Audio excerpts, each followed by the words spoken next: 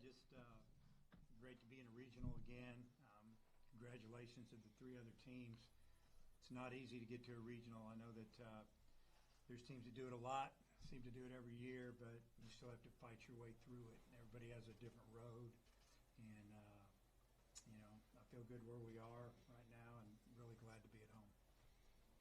Questions for the student athletes? Logan, Zach, you guys 2 transfers here now. I mean, just how excited is it that you've gotten to this point? I know we've been building up to this season, but as kind of 2 guys new to the program, the excitement level of a Fayetteville Regional this weekend. Yeah, I mean, I'm really excited. I mean, I've been to a couple regionals in the past, one away and hosted one, but I mean, I've been to, the Texas series is probably the closest thing that I could compare a regional to, and it's going to be a lot better than that, so I'm really excited to see all the fans out there this weekend. Yeah, super excited. We're all super pumped to kind of get this thing going, and super excited to play in front of all these fans this weekend. Will, you're obviously the inverse of that. I'm curious, are there any ways where this year entering a regional maybe feels different than the past 2? Yeah, definitely. This team feels really complete in every aspect of the game, and we've played a bunch of tough games, especially towards the end of the stretch. So I feel like we're just a battle-hardened team ready to go after it. Will, being here, last year and the last couple of years, you've obviously been in Omaha, but is there any added pressure knowing how the last 2 seasons have ended for you or any of the guys that were here last year? I mean, maybe a little, but I think we're just focused. We're going to take this one game at a time and get after it, and not let we're going to attack the game. We obviously don't know when you're going to pitch yet. Dave hasn't told us. I'm curious, just when you do pitch, what's kind of the approach, and what's the last week been like since your outing in Hoover? Yeah, it's just preparing like it's any other week. I mean, the only game that matters is the game against North Dakota State. I guess, Logan, you've kind of battled hamstrings, throughout the entire year. Just kind of where are you at on that, and kind of how are you feeling going into the regional? I feel really good, mentally really good, body physically really good, and I'm just ready to get after it. Will, you had that outing against Tennessee, 1 and done in Hoover. Just kind of what's your mindset going into what is probably going to be your last postseason? Just leave it all out there. Pretty fresh. Hadn't pitched since then, and I feel like everybody's pretty fresh. We've gotten some time off and just ready to get after it. Logan, you were on the TCU team that came here a couple years ago. What was it like coming into this atmosphere at that time? Yeah, kind of coming in here my sophomore year, playing the first game here and experiencing what it's like to play at Baum, I was kind of in awe, and I was like, I wanted to play here one day. So as soon as I entered the portal, this was for sure a top spot. And then just in playing in front of all these fans, it's electric and it's awesome. Wouldn't want to be anywhere else. Your team and then Kansas State and Southeast Missouri came in here and won the regionals the last couple of years. Are you hearing that in the locker room about we need to break that trend? No, we're just going to take it one game at a time and play our brand of baseball. Yeah, I guess for any of you, what's the team's mindset going into this? Glad you got the longer rest, maybe a little restless to play, maybe a little bit of both? Yeah, we're obviously we're restless to play. We want it to be tomorrow. I mean, now, we really want to get on the field, but we're not looking ahead to the winner's bracket or trying to win the regional. We're just trying to go out there and beat North Dakota State and then move on from there. Dave, are you going to announce your starting pitcher with us for Friday?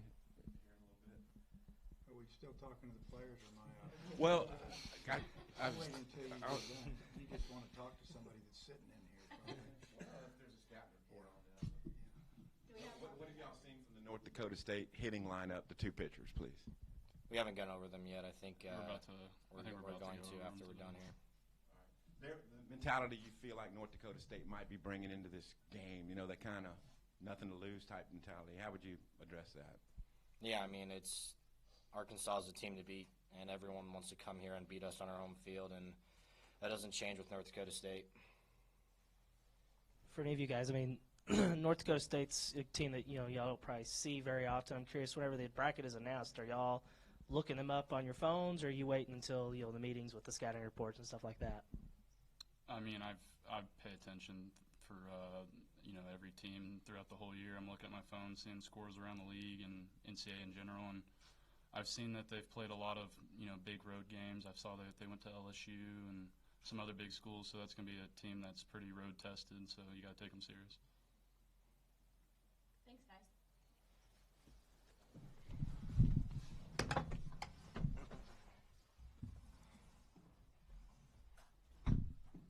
All right, questions for Coach Van Horn?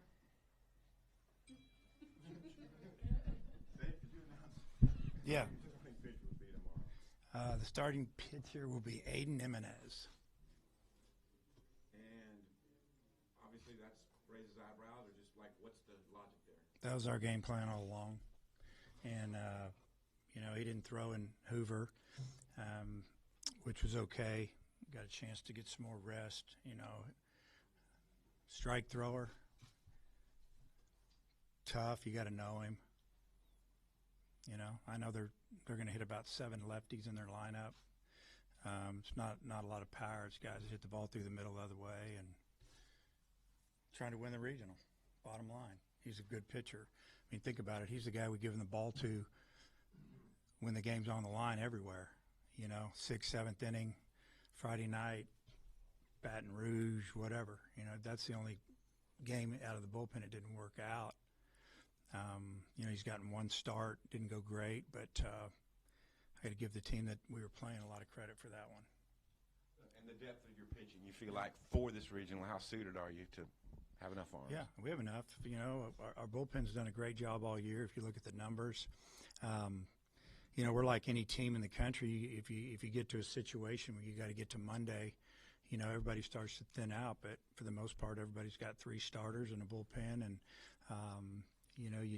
you hope you play well. Hope you field the ball well. You don't make your starting pitcher throw more pitches than they need to. In a perfect world, you score runs, but you never know how it's going to go. And we've been talking about that all week. And you just got to go play. You can dive into the other team as much as you want and dissect it. Bottom line, we need to play good. If we do what we do, we'll have a chance to win. If we don't, we won't. With Jimenez, when you started him against Tennessee, did you do that with the intent looking ahead to this moment? Yeah, looking ahead to postseason. And, like I said, it didn't go great, but if we'd have won a couple of games out there at the conference tournament and we didn't, he would have probably got a start if there was a third day, if we hadn't used him yet. And now we're here, and, we got them all rested. You look at the numbers. South Dakota State, they're hitting within 10 points against right and left's about the same. Again, he's just the guy that we felt like we could go with game 1.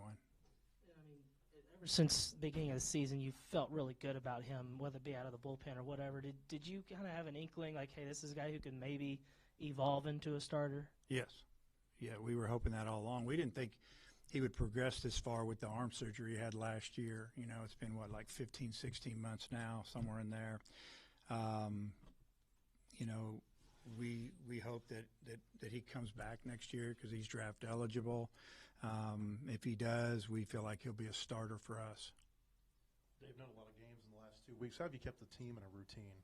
Yeah, we've tried to be on top of that as much as we can. We're out of school. The guys kind of hang around anyway. We got a bunch of what I call gym rats. They like to be here. When they're not in there, they're over there fishing in that pond and having a good old time. And I love to see that. We've talked about rest. We've talked about trying to stay sharp. But really now, and I've said it 10 times, you have to want to be here. You have to not worry about all the other things. Things that are coming up down the road, because they're coming, but they're down the road. Now is now, and I don't feel like it went that way the last couple of years. Mines were a little bit drifting here and there. Is the plan to pitch that game 2, or do you wait to see what the matchup's like? Yeah, probably wait and see. I feel like between Wood and Root, they're both really good pitchers. Zach's had obviously a lot more experience this year just because of Wood's, injury, but he's bounced back, and I think he feels better than ever. I mean, his stuff is electric. So it could go either way. You got Kansas is a good mix. Creighton's a good mix. Win or lose, you're going to play one of them. So we'll just wait and see what happens tomorrow night. Yeah, hi Dave. I guess who would be some of the plausible names to follow Jimenez? All of them. I mean, anybody we need, depending on the situation. I mean, if it's tight or a tough situation, we could bring in Gackle. We can. I don't know. I mean, all of them. Just what we do. We're going to try to win the game. If we had a good lead or we're way down, then we'll do what we need to do. But I don't plan on that. I plan on it being a really good game, and a lot of decisions will have to be made, and all hands on deck. That's what we've told them. And then with a lot of new guys in the lineup and also a lot of new guys in the rotation as well, I mean, how do you approach the topic of the history of getting out of a regional? I mean, well, it's really just been the last couple of years, and bottom line, I mean, it's a fact. This team's a lot better than last year's team and the year before. We're better. Yeah, is there an approximate number of pitches or innings you kind of have in mind you'd like to see from Jimenez? Obviously, we would like him to go as many as he can. The pitch count obviously would be an issue as well, but I mean, he can go 80, 90, and if that doesn't happen, we just want him to give us his best when he's in there and not hold anything back, and that's what we're hoping that happens. I guess, are there things as a staff that you can take from the past 2 years and bring into this year and maybe do differently, or is it just kind of one of those things? There's always, if you're not learning, you're going the other way. So you got to learn from your mistakes. You got to learn from experience, and there's nothing more. I don't think you can learn any more without it. The experience is the way you get it. You learn by, hey, that happened, this guy did that. Like I always say, they kind of tell us where to hit them in the order after a while. We just see what we see. And, as far as what's gone down the last couple of years is, last year we walked people and we got in trouble game one.